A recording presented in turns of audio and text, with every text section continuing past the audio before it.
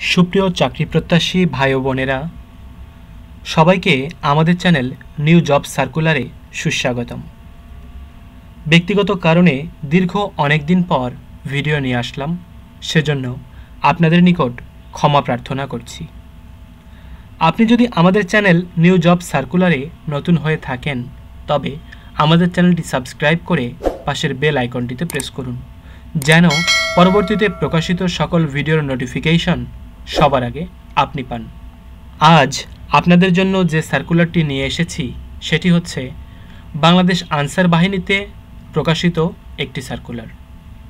কতজনকে নিয়োগ দেওয়া হবে, শিক্ষাগত যোগ্যতা কী, শারীরিক যোগ্যতা কী কী চাওয়া হয়েছে তা চলুন দেখে নেওয়া যাক।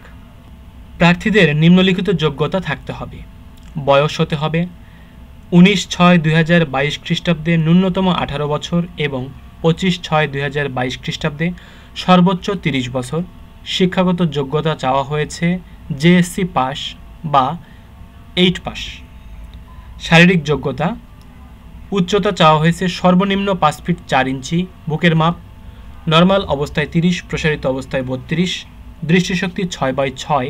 কোনো দুরারোগ্য ব্যাধি থাকলে প্রার্থীকে প্রাথমিক বাছাইয়ে নির্বাচিত করা হবে না, অর্থাৎ ক্যান্সার, ডায়াবেটিস বা এই ধরনের কোনো দুরারোগ্য রোগ থাকলে কিন্তু আপনি বাদ হয়ে যাবেন।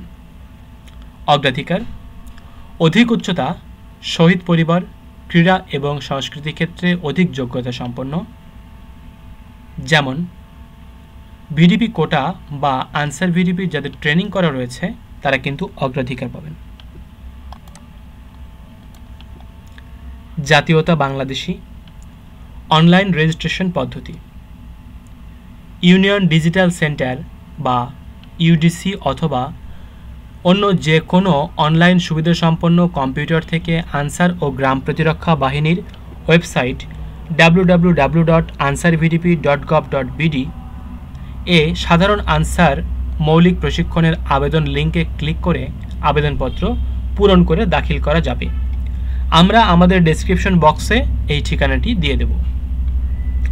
আবেদন শুরু হবে 19/6/2022 রাত 12টা থেকে এবং আবেদনের শেষ টাইম 25/6/2022 রাত 11:59 পর্যন্ত। রেজিস্ট্রেশন ফি বাবদ অফেরতযোগ্য 200 টাকা দিতে হবে। বিকাশ, রকেট বা মোবিক্যাশের মাধ্যমে এই টাকাটি জমা দিতে হবে।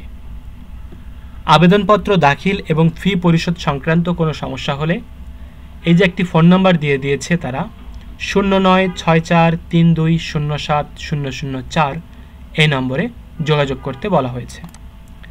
যাচাই বাছাই এবং অংশগ্রহণের জন্য কি কি কাগজপত্র লাগবে?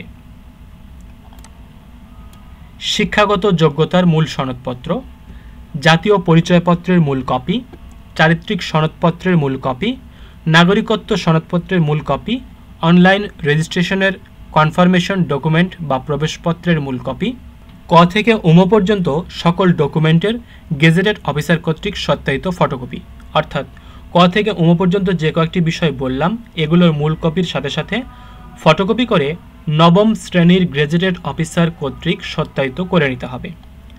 গেজেটেড অফিসার কর্তৃক সত্যায়িত সদ্য তোলা 4 কপি পাসপোর্ট সাইজের রঙিন ছবি। প্রার্থীদের পরীক্ষায় অংশগ্রহণের জন্য কলম, পেন্সিল, স্কেল ও ক্লিপবোর্ড সঙ্গে আনতে হবে। এবার দেখে নেওয়া যাক চাকরি পাবার পর কি কি সুযোগ সুবিধা প্রাপ্ত হবেন। প্রশিক্ষণ শেষে অঙ্গীভূত হলে মাসিক সমতল এলাকার জন্য 16,200 টাকা এবং পার্বত্য এলাকার জন্য 17,400 টাকা ভাতা প্রাপ্ত হবেন। প্রতি বছর 2টি উৎসব ভাতা প্রাপ্ত হবেন 9,750 টাকা হারে।